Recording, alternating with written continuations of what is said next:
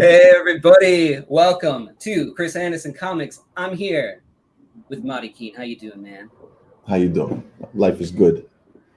Yeah, man. I usually do these sort of comic book gene pool episodes where people come on and talk about like a book that got them hooked to want to do this, or a book that they just couldn't live without, or that made them go, "Oh, you can do this instead of that," or it's something interesting. And we were originally going to talk about, you said, "Oh, that's no brainer. Let's talk about Ninja Turtles #1." Sure. Somebody already got that one. Not that I couldn't revisit it again, because there's always something different that people can say. Everybody's different. Everybody's got different. But then we were like, we swerved a little bit, and you went, let's talk about Diabolik. And I was like, yeah, let's do this. When I was a teacher, I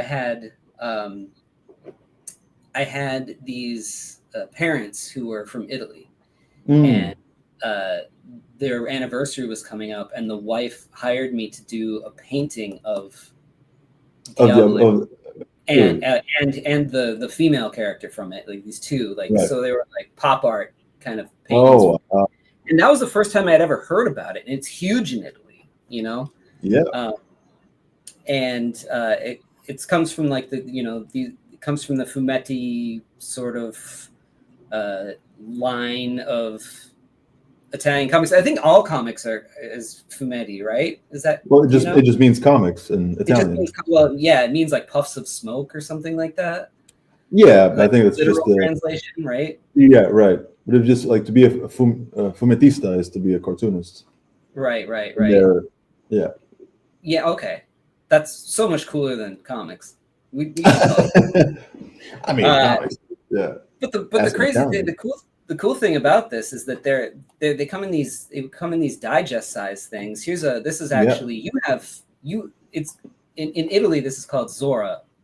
Yeah, I have. Right? Yeah, I have one here.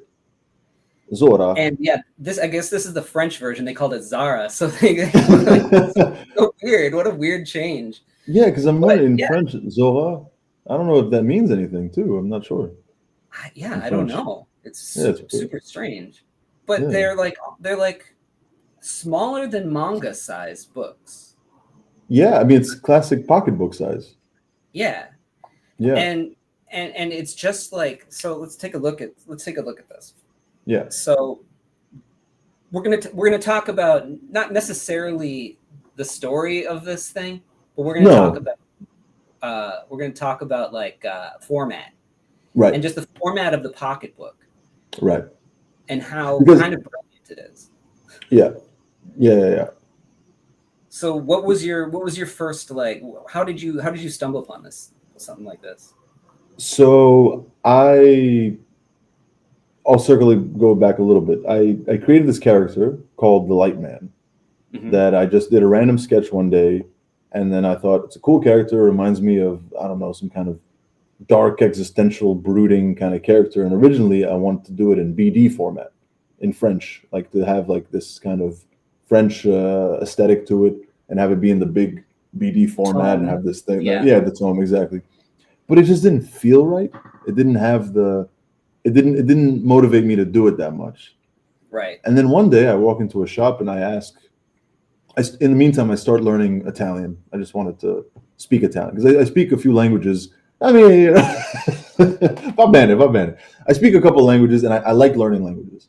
It makes me feel like my brain is actually forming connections, So it's a hobby I like doing. And so I decided to try Italian. And I go into a shop and I figured what would be a great way to learn Italian is to read comics in Italian, which I had never done. I didn't know about comics culture in Italy. Hugo Pratt, I think, was the only one I knew in Italian. But then I go into the shop and I ask him if he has Italian comics, and he comes out with Zora, and he gives me.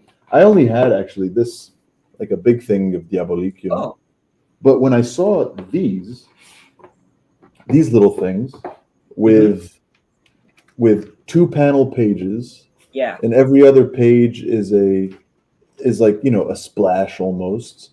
Yep. I fell in love with the format and immediately thought to myself, this would be perfect for the light man. This is it. I have to make a book in this format.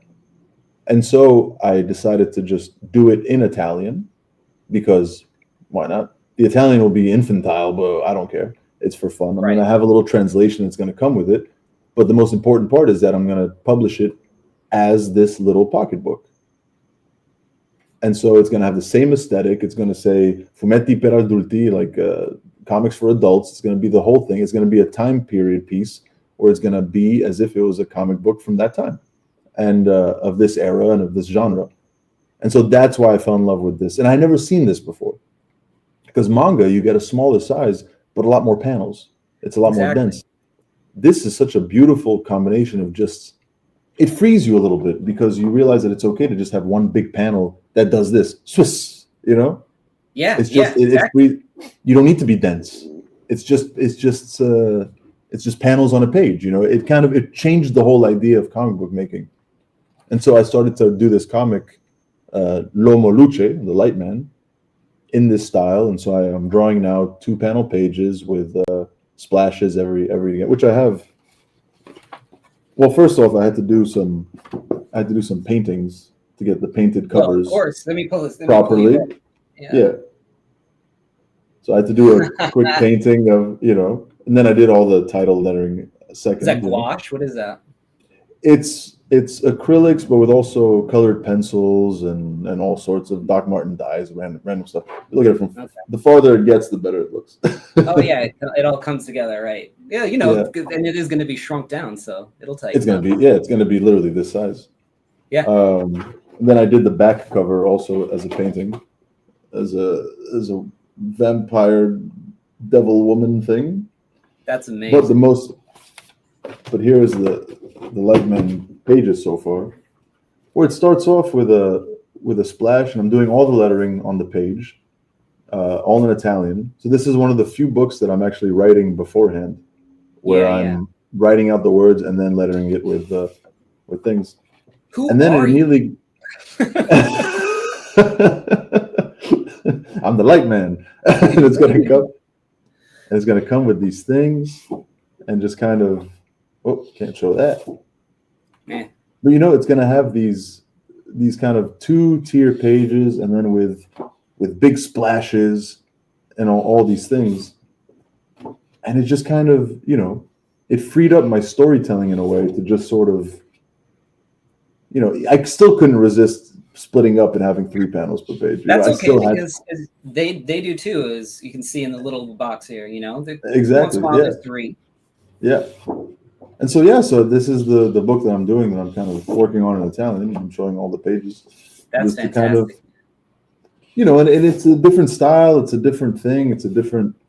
It's all different, and it's all new, and it's all exciting. I think that's the most important part. I love that you're doing it in Italian too, because, you know, as we talk about format, it's not just the aspect ratio or whatever the correct term is for the size of the book. Right. It's also, you know, format is also something clever like that. Like you're doing it just in Italian. Like there's a book that I still have on my plans to do, as don't we all have books exactly to do, right? Yeah. Where it brings a bunch of characters together kind of through historical timelines and from around the world, and I kind of wanted to just they wouldn't all get together and all be able to speak English, especially you know, like pre-colonial American character. Sure. You know, they're not going to be speaking any kind of English. Right. So I wanted to just like put the words in their language, and that's it. You know?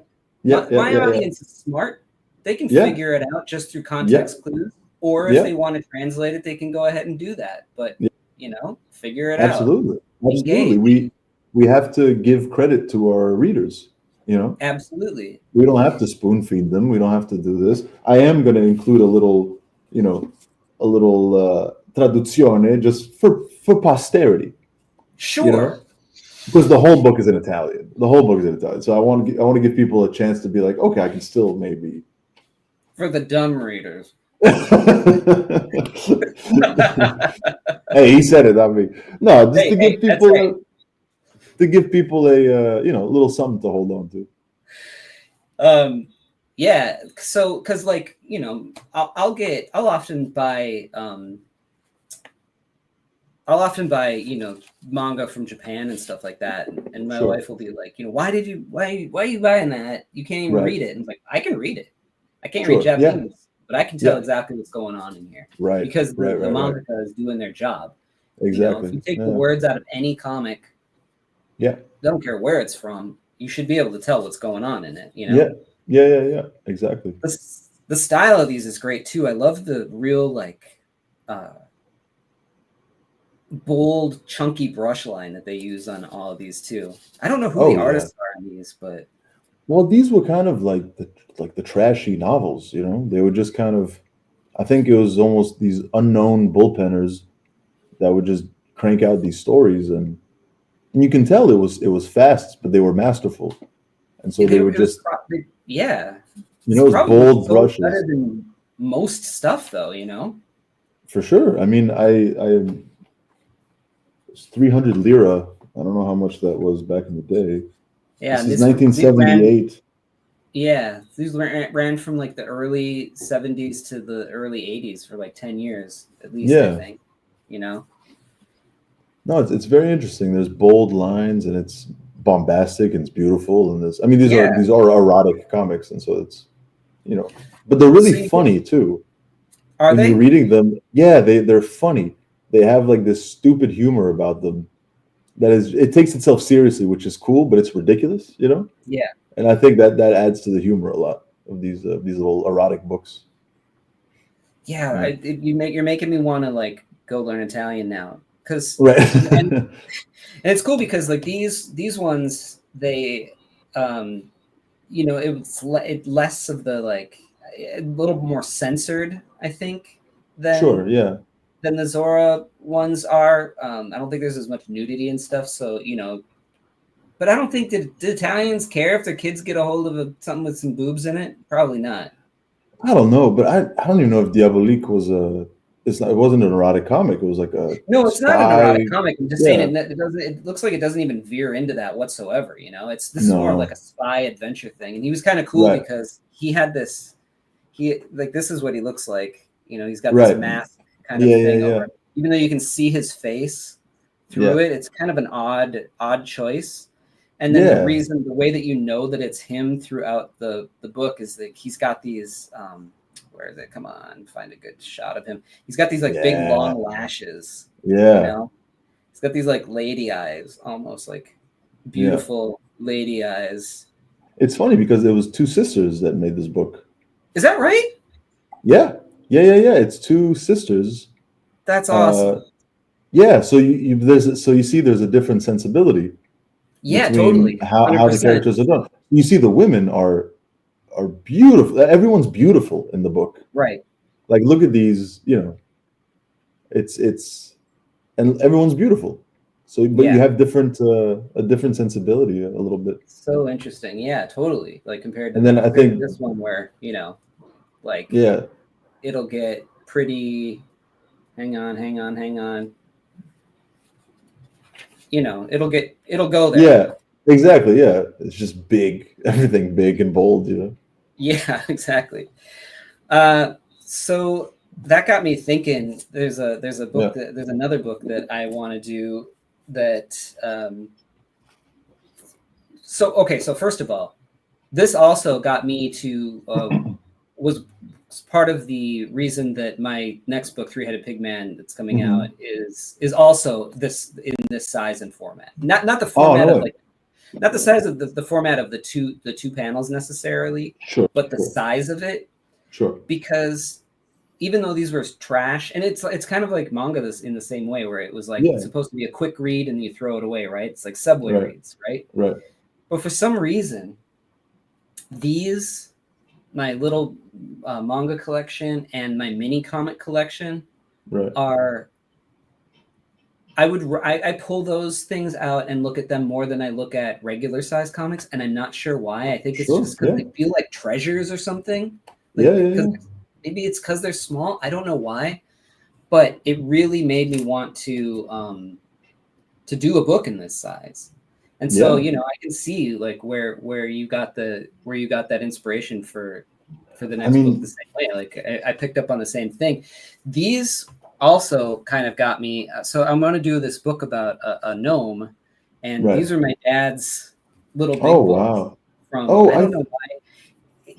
I'm hoping that it wasn't him that did this. Oh, I see the faces are scratched out. It seems like some sort of serial killer kind of thing to yeah, do. yeah, But yeah. and as far as I know, he wasn't one. Sure. But what was cool about these two is that this is Dick Tracy straight Yeah, up, yeah, single panels, and yeah, then just some text on the side of it, yeah. and with a little, it gets a little racy there, but Sure. there just a little like blurb at the bottom, almost like a silent film, Right. and That's it's totally square. And there's this other one too. It's like yeah.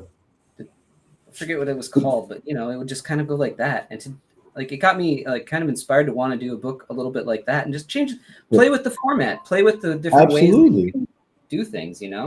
Absolutely. Because uh, these are methods of expression that are kind of forgotten. Yeah, And since the 90s, it's been this arbitrary comic book size. And, everyone has to draw an 11 by 17. But when you change the paper size that you draw on, when you change the paper size that you print on, when you change format, your mind changes, your approach to the medium changes. So yep, yeah, I always want to tell people to play with format. I mean, that's why I do these books this size. It's, a real comic book is like, right, exactly. You've got everything from like uh, uh, like LP size things, yeah, to exactly. small Like, comics. this The is a only thing regular you don't comic. have is an actual comic book size comic. Yeah, yeah, yeah. That's true. That's actually true. I've never made one. Yeah, this is regular comic. This is my comic. This is the digest size comic. Yeah, exactly. So it's all, and then manga I think is like this, but maybe a little shorter. But I've never done a Right. comic like this. I just don't like the rectangle. I Yeah. prefer more, a little more of a squatter aspect ratio. And the other thing But too, yeah, I think, is that, even your standard comic shop that's only selling Marvel and DC stuff, well, yeah, they're not gonna carry your shit anyway. You know? right, They're right, like, my customers only like Spider-Man and Batman, and right, that's it, and that's all that I'm right. buying. And there's so many shops like that. And Yeah, it really pisses me off when I run into a store owner that says that, because that they're not giving their customers any credit either. And it also means that they're yeah. not doing the work to show them that there's stuff out there besides Spider-Man and Batman. I mean, a lot of But people they operate on a basis of fear, and yeah, they so do. yeah, And they also get really mad about format. Like yeah, big time. it has to be that size and everything. Where you walk into like cooler shops, and they'll Right, have tables where they can display things, right. besides the standard rack, where Yeah, you can play with the format and you can yeah. show off all these different things. So I I just mean, think when I that, started, I'm sorry. Continue. just to say, I think that if people expand their minds, that they'll find that the delivery method can actually influence the comic and make for an enjoyable experience too. Absolutely. Yeah, I know. I completely agree. And yeah, I remember when I started making these books, I got some flack for they're like, there's no bags and boards that fit your books, Mahdi. And I'm like, well, okay. Okay. I'm Yes, sending you there one. are. And yes, Yeah, yeah, exactly. yes, there are. You just gotta cut it a little bit You telling me that you can't fit this into into a a bag and magazine board? size. Yeah. Yeah, no, but 100% it's you just can. yeah. But I mean, also, I wanted to bring back this idea that comics are not for collecting, and I Yeah, want yeah. people to what and put it in their back. I Stick it in want their people to back do this. pocket. I want people to do this with the comics, Yeah, and then come out and just read it. And yeah, I've gotten people that told me this that they do that, and I'm like, that's what I want. That's what I wanted people to do with my comic books. yeah. If you Once you want to collect see, them, just buy two. you know that you've made it when you're walking down New York City street, Yeah. and you see it laying on the side of a lid of a trash Then I made it a long time ago. Oh man. You made it right off the bat. Yeah, I was like, oh, right away. I was fucking transcended everything. But you know what? I do want to show off one thing. Do you know Andrew Bosey or Bose? I don't know how to pronounce his last name, of Optics I don't Binding? know. I don't think so. Help me He's out. the Help me one. out. He's the one who does bookbinding, and Oh they showed yes, him yes, on. yes. Yeah. Well, he. Oh, dude, So is that like a slipcase for? Oh, come on. Is this all of the superhero books, or is it just? Or is that just it's all Steel Streets. He bound and put them all in one beautiful tome. He's my favorite person right now. It is the most beautiful thing I've ever seen. That is gorgeous.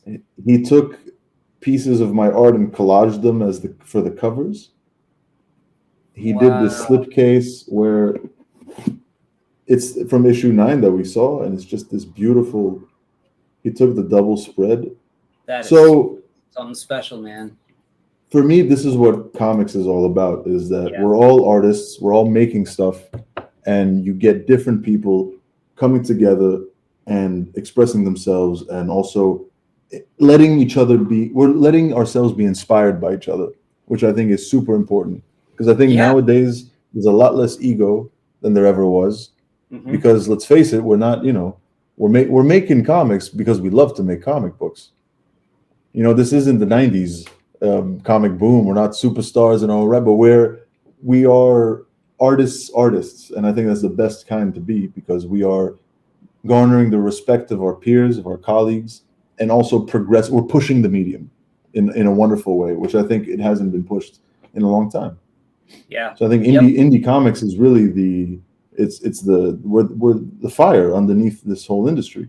Yeah, I really think it's the lifeblood of it right now too. I mean, there's pillars that of antiquity that will always be there and are propping certain things up, but the real stuff is happening in the indie scene, where you're getting way more interesting stories, way more interesting people playing with format, playing with storytelling, ways to do it.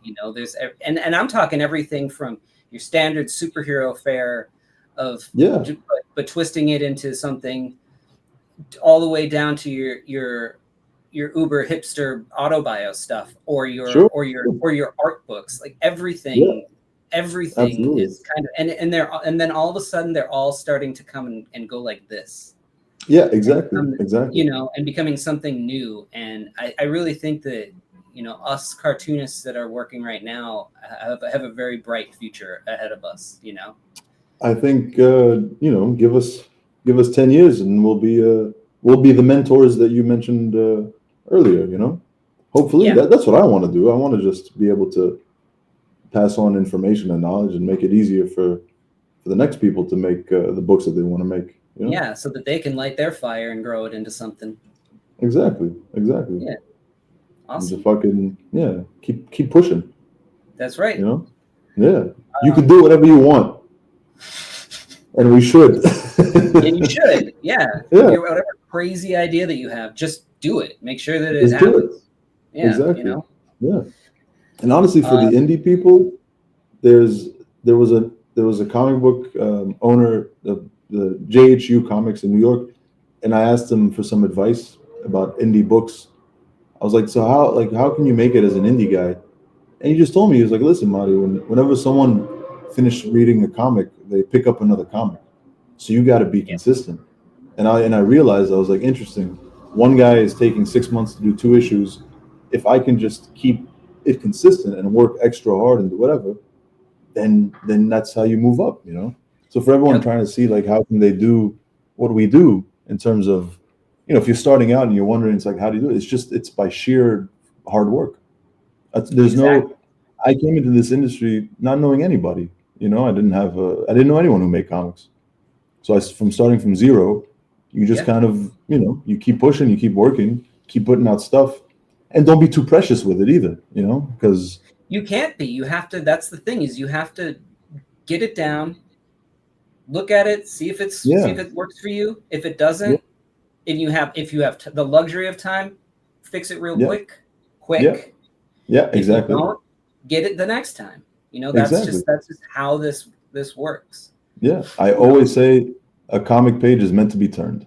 So yeah, I know, and people always ask me too, like, how did you do it? How did you become a full-time cartoonist in the industry, or in the the doing your own books and stuff like that? Yeah, and it was like, listen, I got to pay my rent tomorrow. You and I, yeah. you live in New York. I live in Los Angeles. Neither one of those places are cheap. They're very, very expensive to live in. Yeah. And if you don't hit a certain dollar amount every month, you're going to be out on the street. So, with my comics, every second of your life, be terrified in the beginning, but use that to move forward and get your stuff out and get going, and you're going to be fine. You're going to build an audience. People will recognize that tenacity. Yeah, because at a certain point, if you put out enough work, you become undeniable as an artist. It becomes, if you make one shitty book is just a shitty book. 10 shitty books is an art piece. You know what I mean? So you know what I mean? Just keep going. Keep believing. Don't stop believing. Journey said it best. 10 shitty books is an art piece. That is the quote of the show. That's the title of the podcast. That's right. There you go. Mahdi Khene, 10 shitty books is an art piece. There you go. The superhero way. The last one was Moisturize or something. Pearls of wisdom. Pearls of wisdom. That's right. Oh, jeez. Well, dude, thanks for coming on, man. Thanks for taking a look at this format stuff. I think that it's something that's not really talked about a lot, and people are afraid to do it because they're afraid people aren't going to carry it, but they will. They will. Make them. They will. Make them carry it. And if they don't, you sell it from the trunk of your car to your website. Make your own way. Forge your own path. Yeah. Scream it. Exactly. Scream it out to the world. Exactly. That's exactly right. Where are people going to find you on the websticles? Instagram at Mahdi Khene. Same with Facebook. Otherwise, superherocomics.com with a Z is where you'll find all my work, all the work from other artists too. Recently released is Creep Sneak Kill, Anya Driffel on drawing duties. Coming out this month is Punk Slim and Mop Top Bop 2 by the Bear Pirate Viking Queen artist Jonathan Marks Baravecchia. And yeah, we're cranking them out. So superherocomics.com. Fucking amazing, man. All right. Well, thanks for coming on. It was really good to talk to you. Thank you. Can't wait to see you at IC3. Yes. And anybody else who wants to come out, we'll put a link to not only all of Mahdi's stuff, but also a link to get tickets to that show where we will both be. That's right. So come on out. It's next month. And thanks, dude. We'll talk to you later. Peace. Join my Patreon to see my work before anyone else, plus score physical sketchbooks, mini comics, and commissions delivered right to your door, and reading my new books, Something Seems Off and Three-Headed Pigman, as they are made. Go to my website to order original art, commissions, and my books, Lost Angels, Spectral: A Showcase of Fear, Chaotic Neutral, and more. Gray Matter Drip, The Art of Chris Anderson is available now from Cosmic Lion Productions. Here are the upcoming conventions I'll be at the time of this recording. And don't forget to like, follow, and subscribe. It helps spread the word. Thanks.